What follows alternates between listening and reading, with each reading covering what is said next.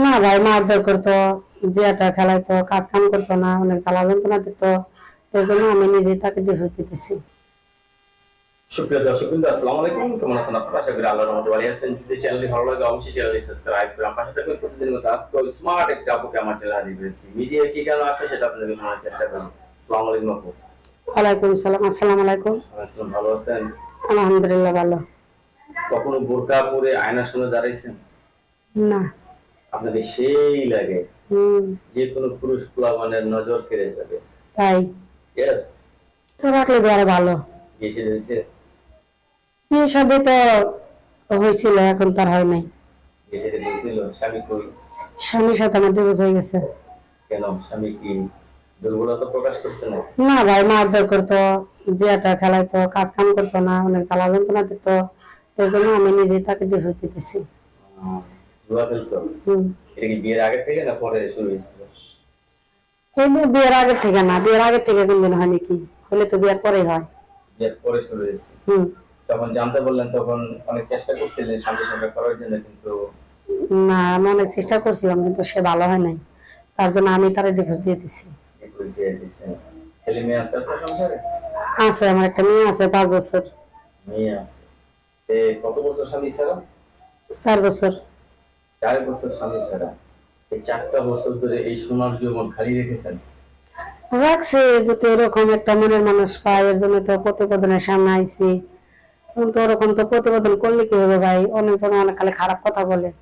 তা আমি তো চাই একটা ভালো মনের মানুষ যে আমার দায়িত্ব নিব, আমার সারা জীবনের দায়িত্ব নিয়ে আমার পাশে থাকবে। আমার একটা মেয়ে আছে, যদি আমার মেয়ের পড়ার খরচটা দেয়, পড়ালেখার খরচ দেয়, এরকম যদি একটা মনের মানুষ পাই, তার সাথে আমি জীবন সঙ্গী করতে চাই। অনেকে তো বউ মারা গেছে, অনেকে বউ চলে গেছে। সেটা না ভাই, যার বউ মারা গেছে যদি আমার বিয়ে সাথে করে তাও ভালো। আর যদি বলে না আমার বউ আছে, যে আমার বউ দিয়ে আমি সুখ পাই না, শান্তি পেতে পাই না, যে তোমার সাথে কর্ম যে একটা সুখ শান্তির জন্য।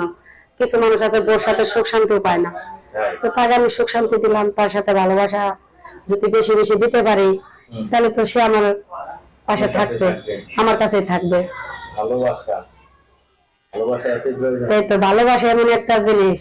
অনেকজন আছে ভালোবাসারই পাগল, আবার কিছু মানুষ আছে টাইম পাস করার জন্য ফোন দেয়। আপনার কি আরো ছেলে সন্তান হবে? হবে না কেন? ছেলে সন্তান যদি এখন আর 5টা নিয়ে পাওয়া হইব, সমস্যা কি? হ্যাঁ। বাবা। আচ্ছা, এমন লোক আছে ছেলে তার বাবার জন্য মাছ চাচ্ছে, বাবা অসুস্থ, বিয়ের প্রয়োজন, দেখশন করতে হবে, আপনার নামে কিছু জায়গাও লিখে দিবে। এই সমস্ত পুরুষ যদি আপনার আসে, তাহলে কি আপনি? হ্যাঁ, সেটা আরো ভালো। কারণ তার বাচ্চা কাচ্চা আমার নিজের সন্তানের মতন করে রাখবো। তাকে আমার নিজের সন্তান যেরকম মা একটু আদর পায়, এরকম করে আমি তাকে রাখবো। আমি তার ভালো মানুষের জন্য। আমরা 3 বোন 2 ভাই। এখন থাকেন? এখন থাকে আমি ঢাকা। ঢাকা থাকেন না? দর্শক, আমি আপুর সাথে অনেক কথা শুনলাম, অনেক কিছু জানলাম, এবং আপুর জীবন বৃত্তান্ত আমরা শুনলাম। আপু এখন সিদ্ধান্ত নিয়েছে বিয়ে করবে, ঠিক না? হ্যাঁ। নারীর জীবনে স্বামী না থাকলে তার মূল্য থাকে না। 4 বছর পরে বুঝছেন আপনি জিনিসটা।